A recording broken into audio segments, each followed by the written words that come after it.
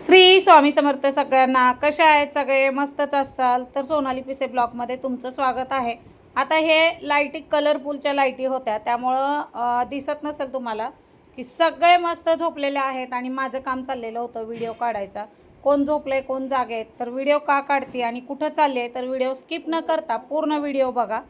तर मी चाललेले आहे कोल्हापूर महालक्ष्मीचं दर्शन घ्यायला.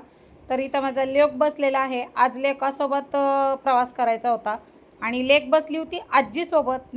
आजी आणि नात बसल्या होत्या. तर मस्त असा हा ट्रॅव्हलिंग चालू होता आणि झोप काही येत नव्हती कारण खूप दिवसातनं प्रवास करत होतो.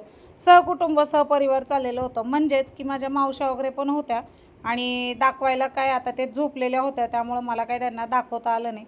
तर चला आता पोचलेला आहे कोल्हापूरमध्ये. तर बघू शकताय तुम्ही कोल्हापूरमध्ये सगळ्यांचे लूक वेगवेगळे होते की हे बघू शकता. हे आमच्या संप्रदायातल्या अध्यक्षबाई आहेत, ह्या मनीषा वावळे मावशी आहेत. तर ह्या सगळ्या गाडीचं नियोजन वगैरे करते. सगळं खरंच खूप कौतुक करण्यासारखं आहे त्यांचं. एवढ्या सगळ्यांना जवळजवळ 30-35 लोकांना 30-35 लोकांचं आयोजन करणं काही सोपी गोष्ट नाही आणि त्यात त्यांचं गुडघ्याचं ऑपरेशन वगैरे झालेलं आहे. तरी पण त्यांनी सगळ्यांचं नियोजन खूप छान केलं होतं आणि त्यांची गडबड असती बोलतेत ते. कारण जे माणूस आपल्यावर ओरडतो रागवतो तोच जास्त प्रेम करतो सगळ्यात आणि तसाच त्यांचा स्वभाव आहे. आणि इथं बघू शकताय माझी मावशी आहे आणि आमच्या अण्णामामा आहेत, तिथं लेक आहे. तर हे बघू शकताय सगळे मस्त इथं तयार होऊन चाललो आणि ही आमची छोटी कपल जोडी आहे, लहान मावशी आणि तिचे मिस्टर. कपल कसे चाललेले आहेत बघा इथं.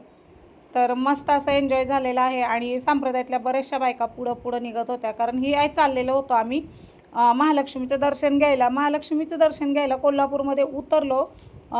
पार्किंगला गाडी लावली मोठी आपली तिथं आणि नंतर मग एक जागी आंघोळीसाठी थांबलो. खूप महागाई फक्त आंघोळ करण्यासाठी बरेच जणांनी तर गार पाण्यानेच केली आंघोळ आणि कपडे चेंज करण्यासाठी 70 रुपये एका माणसाचे घेतले. आणि इथं चाललेली आहे आमची मिरवणूक. बघू शकताय तुम्ही सगळेजण निघत आहेत आणि खूप चालायचं होतं. थोडंसं अंतरावर ते मंदिर होतं आणि फायनली मंदिराच्या जवळ आलो आहे. आणि मी तर सांगते काय, जन्माले तसं पहिल्यांदा कोल्हापूरची महालक्ष्मी बघितली. म्हणजे मला आज 36 वर्षाची आहे मी. तर 36 वर्षात पहिल्यांदा बघितलं. खूप मन प्रसन्न झालं आणि खूप छान वाटलं. सगळ्यांबरोबर दर्शन आणि एन्जॉय करणं हे खूप वेगळंच होतं आणि त्यात मनात अशी इच्छा होती की सगळ्यांनी जायचंच होतं आणि आम्हाला कुठं तर जायचंच होतं. म्हणजे उन्हाळ्याच्या सुट्टीचं प्लॅनिंग होतंच मुलांना घेऊन. आता परीक्षा झाली होती बोर्डांची. तर बघू शकताय रांगेत इथं दर्शन घ्यायला रांग इतकी होती की अरे बापरे, म्हणली लेकच माझी म्हणली बघ मम्मा एवढी लाईन आहे कसं जायचं आपण, असं तिचं चाललं होतं. आणि मग त्यांना माहिती होतं की वावळे मावशींना आमच्या की मुखदर्शन कसं घ्यायचं. मुखदर्शनच्या तिथं पण वटी वगैरे भरायला होतं.